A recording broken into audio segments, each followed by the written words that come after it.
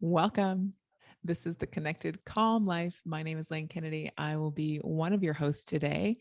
Today is the first Thursday of the month, and it is dedicated to time. This is Time Takes Time, and I'm joined with 4 other awesome humans who have long-term recovery. And long-term recovery to me means anything over 10 years. And typically, I share this little conversation with those usually 16 plus. So I'm really excited to share this conversation with you today. We're going to go quickly around just to introduce so you know who's in the room with me. Alysse, why don't you kick us off? Thanks, Lane. My name is Alysse Bryson, and I will be celebrating my sober sweet 16 at the beginning of May. So almost there. I love it. And Lauren? My name is Lauren McLaughlin, and I, as well, will be celebrating my sober sweet 16 in 1 week. So mid-April. Awesome. Okay, Lisa. I'm Lisa Smith, and I celebrated 18 years of sobriety last week. Congratulations and amazing. So good. Okay, Tom. I'm Tom Gentry, and I celebrated 25 years in September. Boom. I know I don't look old enough to be sober. Did you get sober when you were 12? I am. Yes, I did. Yes. So we have quite a bit of time in the room today, which always makes me feel at ease, I guess, comfortable in my skin when I have fellows around me that share in this path of recovery. And I'm going to kick it off with today's conversation is around courage. And this can go any way we want it. But I really want to dig into this concept because I believe that courage is something that we learn over time, and time takes time. Because when I first discovered recovery, I was scared. Like I didn't know what was going on and what was going to happen. And yes, it was a courageous act to raise my hand and say, I need help. But everything after that, I don't even know. So I want to go around the room just for a quick minute and find out one super fun facts around what is a courageous thing that you have explored in your recovery over the past, let's keep it current, over the past 2 years. That face. So like the whole pandemic? Like let's just, we can talk about the pandemic and your like what courageous act or what part, like what's been courageous for you. I mean, I leave the house without a mask on now. That's pretty wild. That's pretty brave. Right? Yeah. I had COVID twice. That's pretty brave. Courageous. You know what has been courageous for me actually is now that we're on the pandemic's not over. I think people think it is. It's not, but like we're on the tail end-ish of it. And what I realized is I was getting far too comfortable with all of the online resources that have developed in the last 2 years with Clubhouse and Zoom and Teams and YouTube and podcasts and all the places I could get recovery content without leaving the comfort of my home, which is great because I still needed to feed my soul over the last 2 years.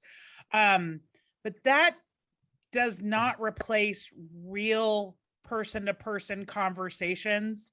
For me, it's in church basements where I'm eyeballing people and I'm, literally breathing the same air and feeling the feelings that they carry into a room. And so I've had to get courageous in the last month and make a real action plan around leaving my house a certain number of times a week to be in community with other people. Anybody else feeling that way? I do. I think it's been, I actually left New York, where I lived for about 30 years, and moved to California 6 months before the pandemic hit.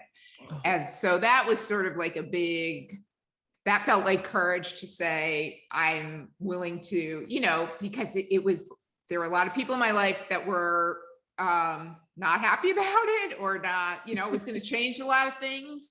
But I knew, like, I've learned in recovery to trust myself, and I really believed it was right, and I still believe it was right. But it was scary when all of a sudden I couldn't. I speak. That's what I do professionally, and as I was in New York about once a month before the pandemic hit. So it was like when I left for California, I was like, you know what? I'm back once a month. It's no big deal. You'll see me. And for the first 6 months, it was like that. And then it was like, boom, see nobody for a year, and including my mom, who's 85. And, so there was a lot of that. But I agree. I got extremely comfortable in my own little pod here, my own little space. And particularly because I didn't really know a bunch of people. It was my husband and me. And, so venturing back out, I actually had my first in-person live speaking event last week. And I was nervous because I was, in the room with the humans without masks. And I thought, I haven't stood up in front of people in 2.5 years, or over 2 years. How is that going to be? So yeah, I think there was a lot of courage to be found during the pandemic, and it's going to take courage coming out now.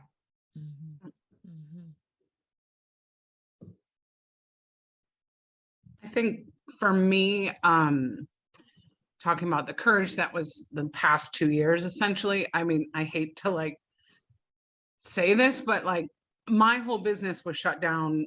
I'm an acupuncturist by trade, so I was shut down like immediately, and closed, and I was terrified, like, how am I going to make money? What's going to happen? Blah, blah, blah. And prior to the pandemic, I treat some high school students who are just amazing.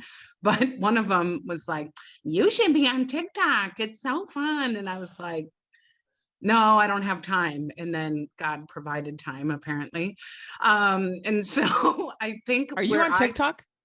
Oh, Yes. yeah. She's got Yeah. 35,000 followers on TikTok. But Holy Jesus. Just so we're clear, she is Okay, like the queen of TikTok dances. What do you do on TikTok?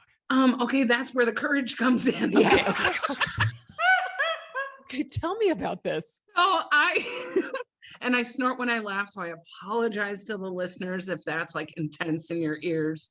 But so when the pandemic hit, I sat for a day or two, ate a whole batch of chocolate chip cookies, and realized that's not going to help anything.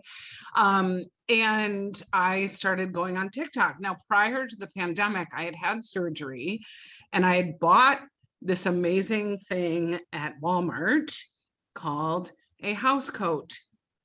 And it has changed my life. Like a stupid house coat.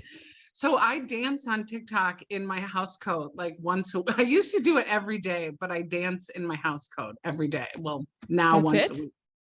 Yeah. And then I did other videos, and like I did go viral a couple times, but it literally got me out of this fear that I was paralyzed in for a couple days in the beginning of the pandemic. And it gave me the courage to just be on camera and feel okay in my skin, in my body. Now, I'm not perfect. I'm obviously not perfect at it. I literally dance in a house coat, and I'm a terrible dancer. And my dog is actually the star. I have 0 star power. It's her. And so I think that's what it was. It was literally just finding something else that would give me the creative space to be human in a isolated world. And that felt good at that time. Okay, I'm looking you up right Oh, now. God. Lauren. It's Under Joyfully sober. Joyfully sober. Okay. And it's also like, that's so I see so much courage in being vulnerable, just putting yourself out in the Oh, houseboat God, and dancing and going, yeah, this is it. I This love is- that so Yeah. much. Yeah. Can we talk about your bidet video? Because that Oh. took some courage. Oh That yeah, I took did a some bidet. courage.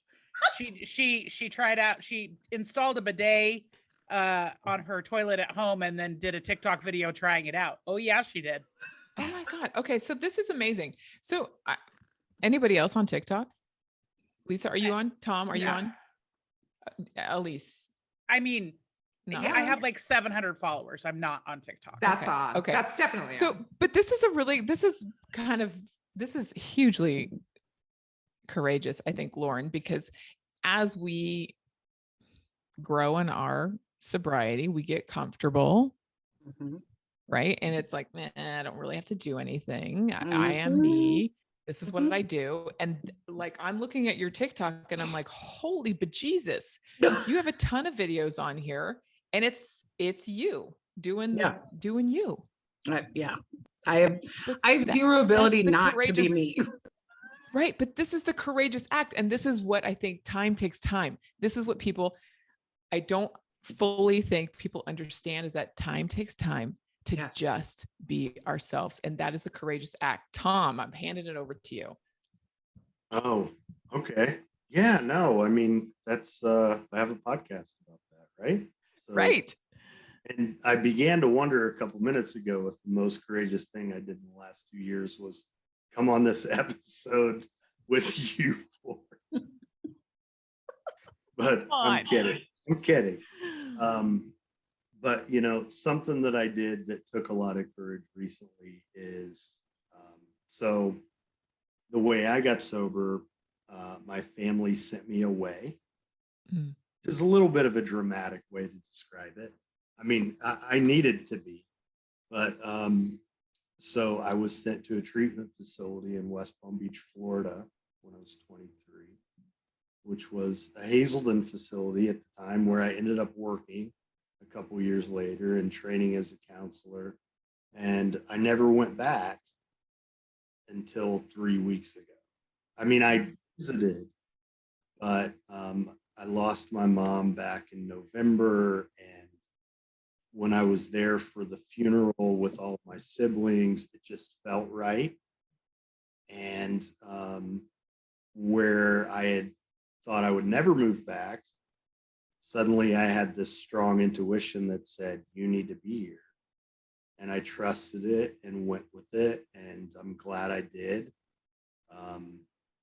But, I had people around me like, really? You're moving to Indiana from Florida?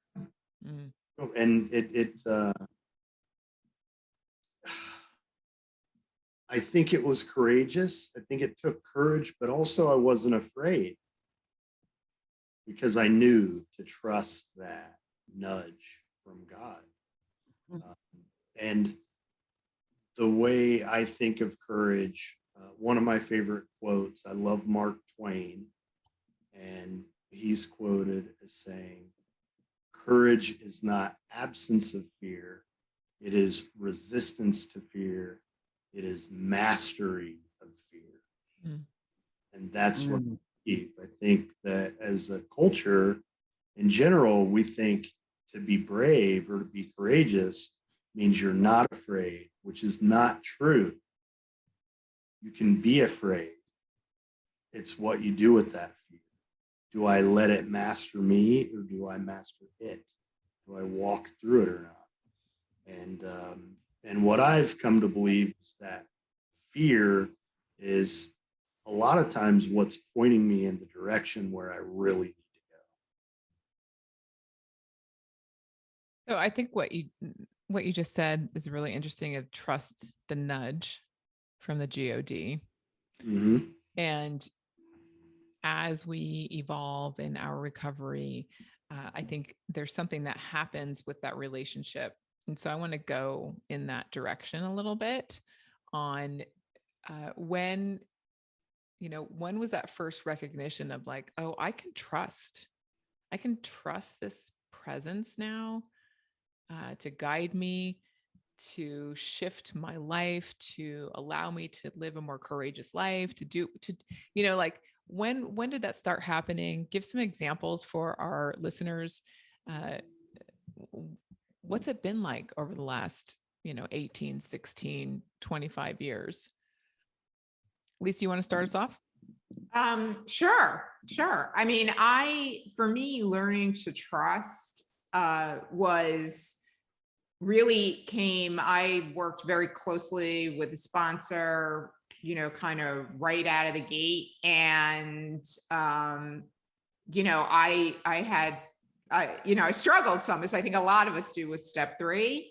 And then when I got that idea of this step, basically I got the relief in step 3, which basically taught me that I'm not driving the bus and that all I can do is take the next right action and let go of the results.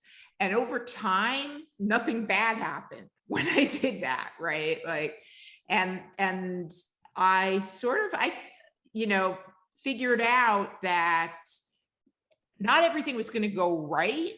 And I wasn't going to be happy about everything that happened. But I would be taken care of if I just kept my side of the street clean and I showed up. And, there was just so much relief in that, in not having to think that I could control everything. So basically, as things started appearing as opportunities or things, maybe you could interview for a different job, or like I wrote a book, maybe I could think about trying to publish this book. I trusted that if I showed up and did the next right action, it would come out as it should, either it would be a go. Some things were a go and some things weren't, and that was okay. So really step 3, I think, got me there. So how sober were you? Like, how deep into your recovery? Well, probably the biggest one was, interviewing for the job that I took about a year after recovery, because then that was the first time I truly had to practice something hard, which was that I really wanted this job. I really, it's the kind of thing where I would have, if I hadn't, I knew that if I did get it, but it was down to me and another person. And I knew also I had calm in that experience. Like I knew I wasn't going to drink over not getting it. And so being able to trust that, because the fear might have kept me away from interviewing before. What if I don't get it? What if I don't this? What if I don't that? And my sponsor really taught me, like, just show up, see what happens. So that's about a year in. I really got, I turned it over a long time ago. Mm-hmm. And then as you've evolved into your recovery, what has been an obvious nudge? For me? Yeah. An obvious nudge was, I had to really I had a very big job in a law firm when I got my book deal, and I was not public about my recovery. And, some people, I'd been at the firm 10 years. Some people knew, some people didn't, but I had people who were my friends, but it wasn't widely known. People knew I wrote, but they weren't really sure what about. But I had just been promoted and became the deputy executive director of the firm and had a seat on the management committee of the firm. And right then was when I got the book deal. And I was like, should I think about a pen name? Should I think about fictionalizing it? Should I do this to keep my safe space in this place? Because who knows how they're going to react. Mm-hmm. And that was when I got the nudge that was like, no, the whole thing for you writing this book was to help the next person. And you got to raise your hand and say, it's me, this is what I look like, and this is it, and let the chips fall where they may. And so that was the nudge. It was like, okay, I just got to trust and do this. They may tell me I can't do both things and I may have to leave, but you know what? I'll find another job. I'll do whatever it is. So that was it for me. And so that was like 10 years into recovery. No, more, 12. Yeah, that was the big nudge. Yeah, that's good. I like that. Thanks for sharing that. Lauren? I would say early recovery, I had two big ones, big nudges. The first one was actually like the day before I got sober. I guess it would be my last use per se. So I had been introduced, I had gone through an outpatient. I was living in Austin, Texas. I'd gone through an outpatient. So I had been introduced to what recovery was. I hadn't resigned myself that I had a problem apparently at that first one. You know, so it takes us, some of us, a little time. Time takes time. Time takes time. Exactly. There you go.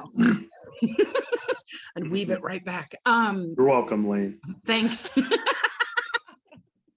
Thanks, Tom. So so that last night I, you know, had resigned myself to death. Like that was it. And I had nothing else to live for. And, you know, things had happened over that last 24 hours. And I was sitting on the floor and there was a push pin next to my, on the floor back when push pins were a thing. I don't know, you know, to hang like posters and stuff.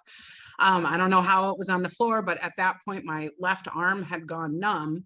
And I took this push pin and I actually pushed it into my arm and I couldn't feel it. And I was like, I'm going to have a heart attack. This is, Okay, wait. Yeah. Wait. Yeah. Your arm is numb? Numb, completely numb. And you're putting a pin in it? To see if I could feel it. Like I was so out of it. And just like, okay, am I having a heart attack? Like what's happening? And I'm going to die and that's okay. So I like put the pin in to see if I could feel and I couldn't feel anything. And at that point I resigned, like, this is it. This is how I'm going to die. I'm going to have a heart attack. Because at some point I knew that like, that's it. But instead of that, I actually prayed. And I've never prayed before in my life. Well, I had, but not like this. And I remember distinctly saying out loud, all right, God, if I wake up in the morning, I will get on a flight. And my parents had bought me 2 or 3 flights. I had changed them, not shown up and all of that, but I don't remember falling asleep. I don't remember anything. I just remember getting up, packing my bag and getting on a flight. And everything changed from that point on. And then the like second nudge was sort of in conjunction with that first nudge was I was driving up. I also am a Hazelden graduate, Tom. Thank you. I was at the big house up in Minnesota, though. I had thought I was going to Florida or California, but I ended up in Minnesota. I was pissed. I was driving up. They have a long, windy, beautiful path up to the big house or the mothership or whatever you want to call it. Yep. And I felt an actual weight come off my body. Like, I don't know what it was. I have no idea. And I just knew it was over. I knew the chaos was over. And then the sort of career-wise, the second nudge, I actually went to treatment in recovery. About 2 years in, I had a lot of trauma that I had to deal with, came up, didn't understand what it was. Went to a place in New Mexico and they had acupuncture. And I was like, I don't know, can we swear on this? But anywho. You're okay. Okay. I was like, well, they said, oh, do you want to try acupuncture? And I was like, well, that shit doesn't work. I'm good. Thanks. And so they were like, well, it's included in the price. And I said, okay, I'll try it. Fine.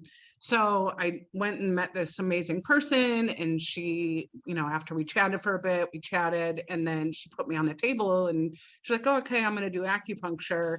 And this was probably the biggest nudge I've ever had. She put the first point in and I heard, again, this is weird, but I heard a voice and I saw white light and the voice said, this is what you're supposed to do. And I immediately began enrolling in school while I was in New Mexico and the rest is, and I called my parents and I was like, by the way, I'm going to acupuncture school. And they're like, excuse me. So it's been a great ride.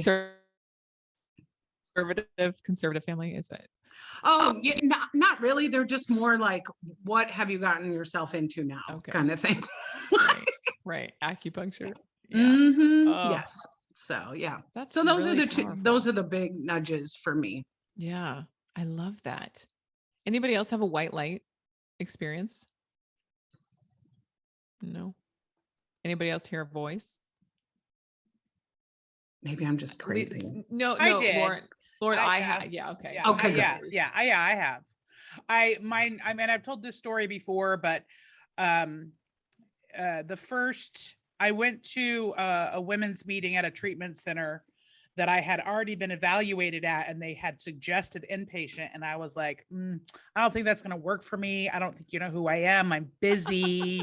I have a career. I'm a single mom. So I had decided I was going to go to outpatient once summer break rolled around, but that was like several weeks in the future. And they were like, well, how are you going to not drink between now and then? And I was like, I don't know. They're like, well, can you control your drinking? I was like, I don't know. I think I'll try. So and they're like, well, if that doesn't work, we have this meeting here on this Tuesday night. And so lo and behold, controlling my drinking, not something I can do. There are a few times I could, but then I was miserable either way. I really couldn't. And I had gone to this meeting and sat really close to the door and not made eye contact. And every single woman that shared their story that night was like exactly my story, which was very overwhelming. And I was driving home and I was very angry at God.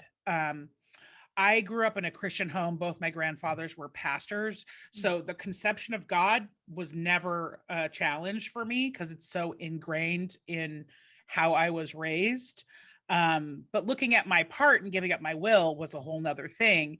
And so I was driving home. I was very mad at God, shaking my fist, demanding that if I really had to give up vodka, then I needed one more sign. You know, the 16 women that just shared their story that I cried about, not enough signs, all the things that happened over the course of my 16 years of drinking, using, not enough sign. I needed one more, right? So as I was shaking my fist at God, demanding a sign, this ding went off in my car and it literally said, perform service. And I was just like, okay, God's in my dash. Good one, big guy. Good one. Which was very overwhelming experience for me. I actually had to pull over on the side of the freeway. And I'm like sitting there and laughing and crying because my God definitely has a sense of humor. And what am I going to do? Like now I'm out of tricks. I was demanding a sign and I got one. So now what am I supposed to say? Well, I just need one more sign. No, I was like, okay, you win.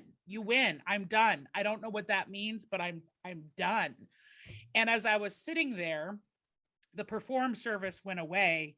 And what came back on in the car that I had at that time was my gas tanky thing, whatever that's called. And I had a little bit below a quarter of a tank. And as if there was somebody in the passenger seat talking to me with a real voice, that's how real it was to me. So not a white light, but a very real voice, said, you can do this now because the next time I come for you, you will be completely on empty. And I didn't want to know what that looked like. Cause as I was sitting there on the side of the freeway, I was pretty broken.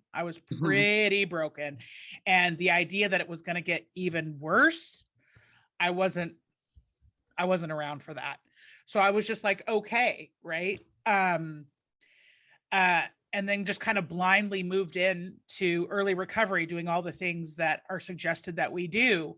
But when you originally asked the question of like, when did you start having faith and courage around things? The first several years, I just did the 1, 2, 3 shuffle, right? I didn't have a problem with step 1, 2, or 3, but I didn't want to do 4. I did not want to look at my own part. So I just kept getting new sponsors and rinse and repeat. But what God did for me that I couldn't do for myself, I remember that my first move in sobriety, like literally moving my household, I couldn't afford where we had been living. And I needed to find a place that was going to work within my budget and meet my checklist of requirements, because I was also going to need to start paying daycare. And God provided with this perfect little rent from an owner condo that was like half a mile down the road that checked all my boxes. And I was just like, wow, I am going to be taken care of. It is okay. I just have to actually trust, not be in action and trust, not just give it lip service. Right. And that gave me just a little bit of confidence that then the next thing seemed not as big and the next thing seemed not as big. And so then as my recovery has progressed and the big, scary things have happened, I've been able to handle them because time takes time. Time takes time. Ding, Time ding, takes ding. time. Time takes time. So as I'm listening to this, I'm hearing a lot of 12-step. That's a heavy theme here that I'm hearing, and a lot of what I call the GOD.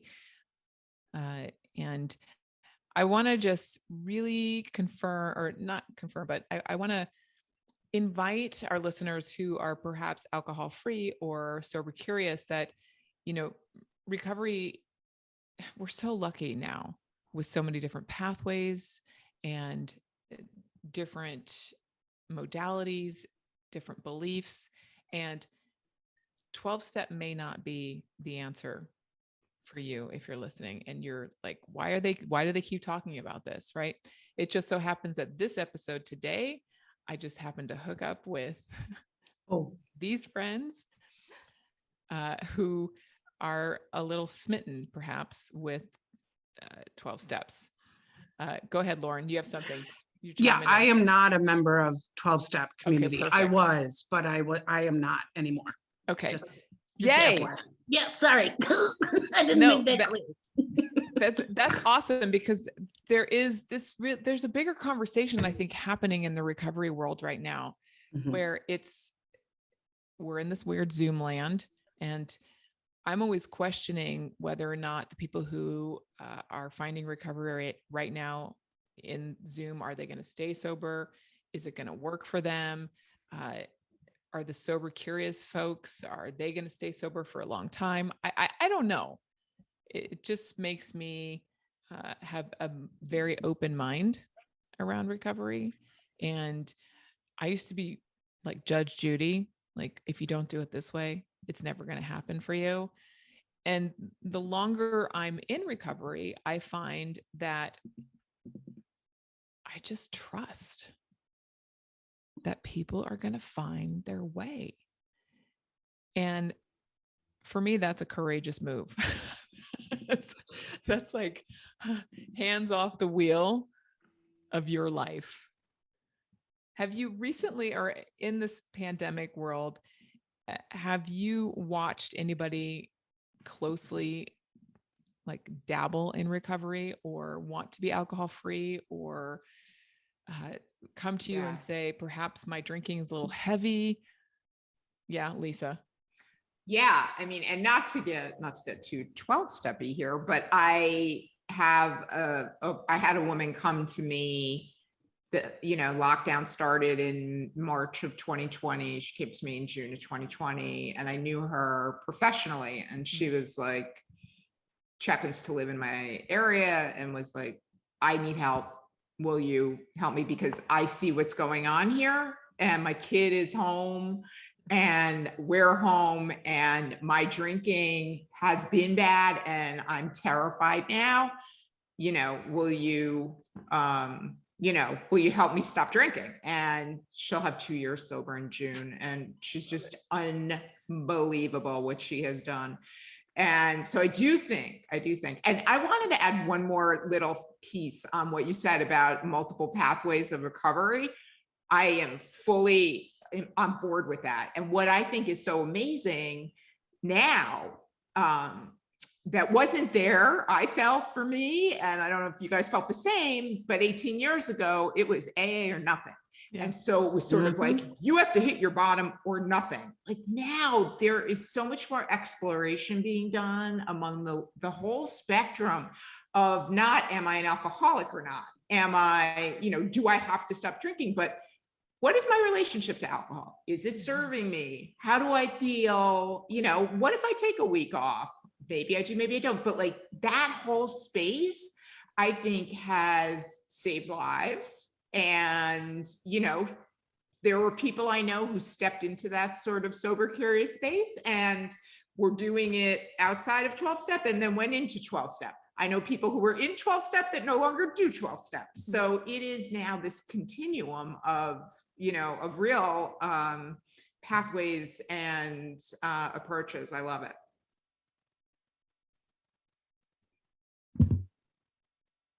Anyone can pick it up from here. Yeah. Well, I'll jump in, I guess. There we go. A couple Hey, Tom, of can you do me a favor? Though, just Yes. hold your guy up like that. So the my microphone. guy up. Is Your that little- better? There you go. Yeah, that's better. Okay. That feels a little weird, but you hear me okay now? Yeah, it just goes in and out. It goes Okay. in and out. So if you're up here, it'll stay good. Okay. Okay. I'll There you look for that. Is that good, Lane? Okay. So a couple significant, I mean, there are a lot of nudges over the years, but a couple big moments for me. Like the first night really I spent in treatment. I got down on my knees and I didn't even really know what a third step was, but I basically said, okay, God, like you can have me. Just don't make me live like this anymore. Mm. And I meant it. I meant it. And I might have had one craving since then. And it would have been like the next day or something. But, and another sort of important moment for me was about 9 months. I was sitting in a meeting and I heard a young woman who maybe had 4 or 6 years sober at the time say, you know, it took me a while to figure out that I wasn't going to get struck drunk. And it was like this huge relief to me because although I was doing all this work on myself, step work, all that stuff, therapy, I was afraid that I was going to drink again. And that's when I knew this is working. And I didn't have to worry about it anymore. And I could relax, that everything was going to be okay. And probably to me, one of the biggest luxuries in sobriety is to not have to freak out about stuff because it's going to work out, right? Yes. If I could stop drinking, I mean, if that, you know, I tried every way I knew how to try to do that and couldn't do it. But if that could happen, what do I have to worry about? You know? So I think it's pretty great. I mean, I love being sober. It's, I had a sponsor very early on who used to say it's the only game in town. And that's how I feel about it. You know, one of the comments I got from one of my sisters when I talked to her about moving back was she said something about, well, I didn't know if it was hard for you to be here and be sober. And I was like, man, like, she doesn't get it. Like, I don't want to drink. I don't want to drink. It's not hard to be sober. I mean, life's hard. I mean, sometimes it's hard to live life. But when I got on my knees that night, I let go of the idea that drinking was going to be a solution of any kind for me. It was not my problem anymore. It was God's. Yeah.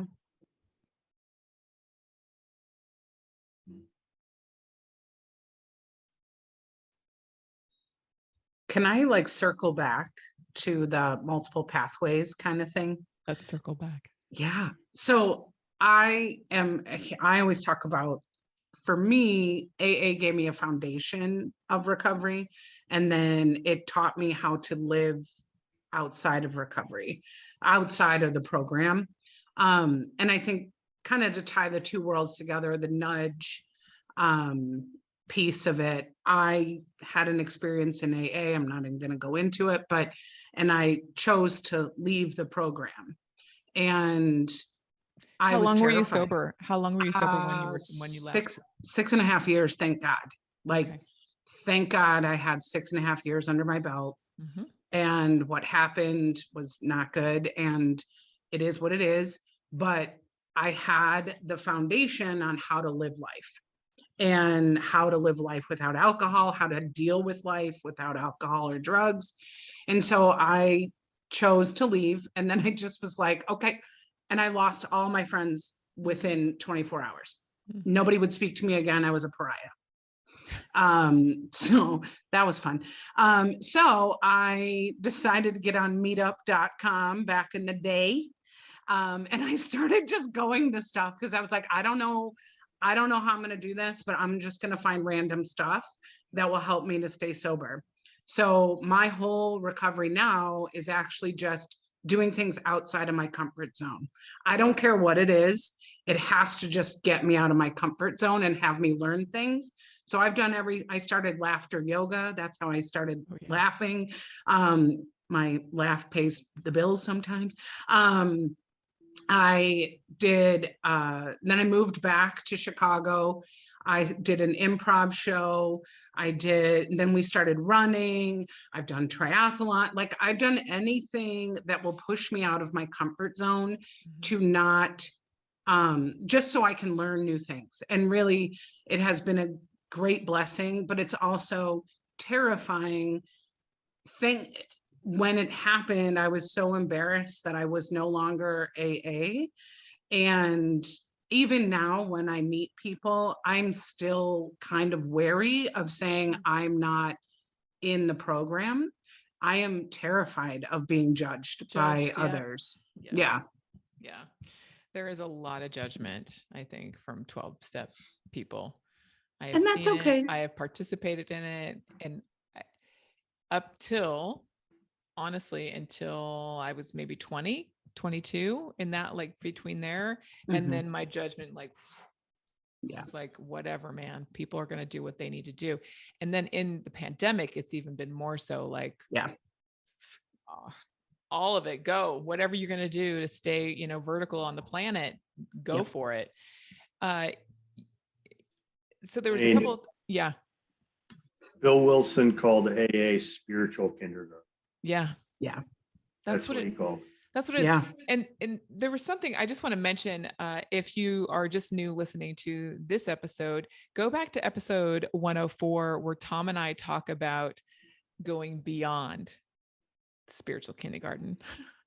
It's a really powerful, dynamic conversation that Tom and I have about exactly this, what we're talking about now, about moving beyond the 12-step room and detaching ourselves. I mean, I've had to, like, move away from the judgment, right? And that is a courageous act, because there's a sense of, like, this is how it's done. This is how we do it. And back in the 90s, when I got sober, I mean, like, what else was there? It was like nothing. A treatment center, the shuffle. I don't want to do that. So it's been really interesting to watch and to help people. And there's something I think that's really cool about all of these. And again, I don't know if they're going to stay sober long term or what the deal is, if they're going to make it 25 years, 18 years, 16 years. But there's an interesting phenomenon that has hit the social media channels. Have you seen this? Where it's kind of exploding, like recovery has become like the cool new thing. What do we think about that? Oh my God. Alysse and I talk about it all the time. Like all the time. It's like crazy town. Oh my, I give all of those people mad props, man. Right. If I had been on camera at a year, 6 months, I would have been a complete mess. And I give them all props. I pray for the ones that I come across all the time, that's a lot of courage to get out there and ooh. It is mind blowing to me. These young women or young men who are 6 months sober and they're like, I'm changing the world, right? And they have the videos. I'm like, whoa, dude. Yeah. But then they drink again. And I'm My like, concern okay, is what just always happened? sorry, my concern is always the pink cloud feel, right? We Yeah. all wanted to Yeah. save everyone right in the beginning. So Yeah. Yeah. Well, and I applaud anyone that gets sober however they get sober, Mhm. but I would be lying, and yes, this is some judgment coming in. Bring it on, Alysse. Lane knows where I'm going. But like when I see someone who has 6 months sober and they're a sober coach, Oh I'm my like, God. what do you think you Yeah. know? Like, what do you think you have figured out? yeah. Like, I'm with you on that. Yeah. I'm Same. almost 16 and the longer I do this, the less I know. So what do you think you have figured out? I just Yep. get really nervous. And then I definitely think there's a difference between obviously we know what a dry drunk is versus somebody in recovery. Like we know all of that, but like performing recovery, like I see a lot of people on the gram that are performing for the likes and the comments, but Yeah. I'm not sure that are they really doing it to get that one person sober, or are they doing it because they want to be an influencer? Like, I don't know. I never thought of that. Not for me. It's not. Oh, for me I to think judge, about that. but Yeah. I do judge it. Like I'd be lying if I didn't say that I judge. I absolutely do judge it, even if it's just right here. Mhm. So that's hard for me just because we have a responsibility, right? We have a responsibility, and I don't know, like I am really glad that social media was not an option for me in early recovery. I mean, I was on MySpace, and thankfully that account no longer exists. Like Oh my gosh. it might Me exist too. somewhere, but like all the sparkly I'm sober stickers that I was posting in the beginning, like an idiot, like I don't know, like it wasn't, I don't know. So I don't know. It's a lot, and I hope what I do get nervous about is the people that have so many followers and they're doing the deal, and then they have a little slip and then they act like it's not a big deal, which might not be for them, but for some of us, Yeah. myself included, this is Mhm. live or die. I don't Yeah. I don't get to have little slips. I've almost died too many times. So that's the part I get really angsty about, because it's just not cute. It's I don't know. I worry about that because I feel like, your story is your own, right? And once you put it out there like that, then you're subjecting your story to other people's input and other people's judgment and criticism or whatever. And it's shaky enough when you're early sober and you're early recovery, but to then have like expectations and all these things and arrows slung at you from a bunch of strangers on social media. I think I kept my recovery to myself and my family and very much out of my professional life. So I was not, I don't think I would have been posting anything, but I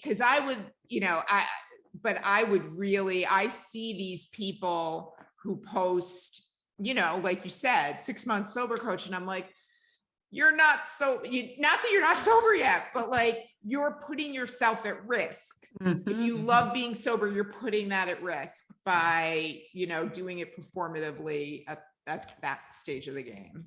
Tom, you're holding your breath or something's going on there. Well, He's I getting have ready to strong hold his feelings about microphone. this. Yeah, I know you do. Well, you've heard me say this, Lane. One of the therapists when I was in treatment used to say, early sobriety is not sobriety. That you're not sober, but that it's not the same thing. And for me, the people on social media who are putting themselves out there, I just wonder how they're going to feel about it in 3 to 5 years. Exactly. Oh God, yeah.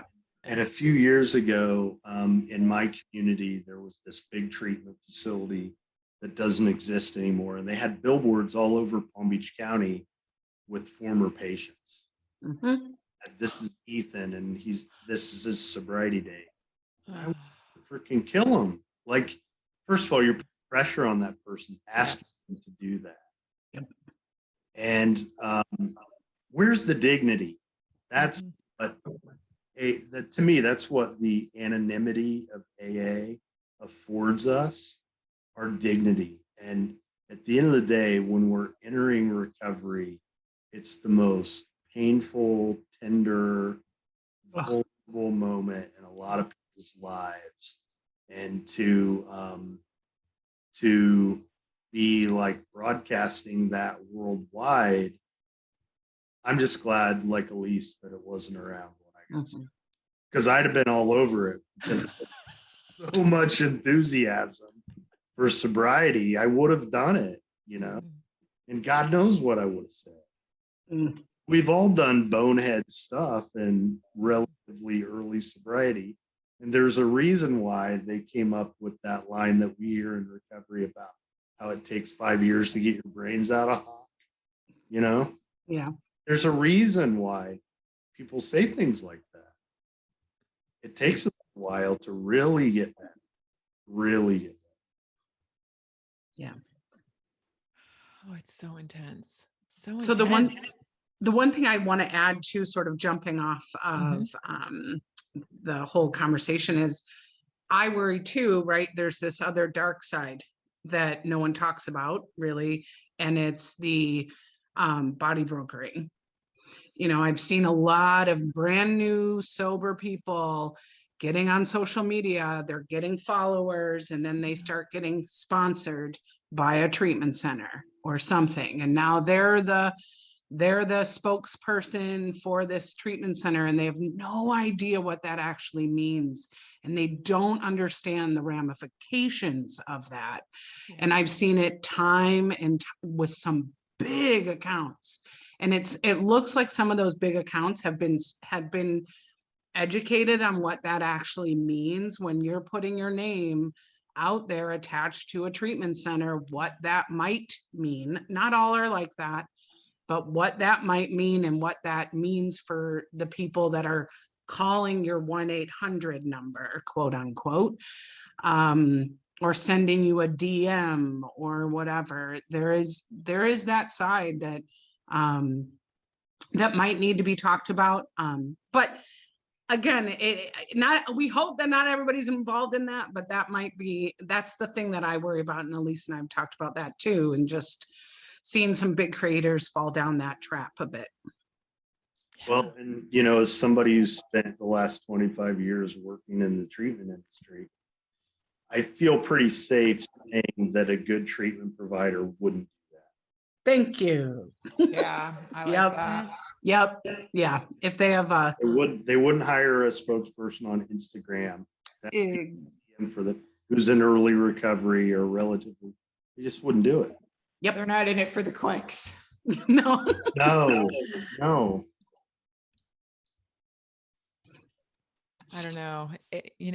Every day that I am afforded to walk this path, I just feel so grateful that I have others to share it with, and that there are other people who have time that I can connect with and that I can share this common conversation. And, we started the conversation off with a courageous act, and putting down a drink is the courageous act that we all started with. And that one courageous act then leads us to living full, beautiful lives. And we didn't really get to get into our big, beautiful lives, but I know that each of you have amazing lives that you're living today. And if you're listening today, again, go back and listen to episode 104. You can hear Tom's beautiful, courageous life. Alysse is with me at least once a month. You can hear her courageous life. And Lisa and Lauren will be on for future episodes. Yes. Yes. So thank you all for hanging out and talking about just what it takes to live in long-term recovery and being a part of Time Takes Time. Thank you. Thanks, everyone. Have a Thank great you. moment.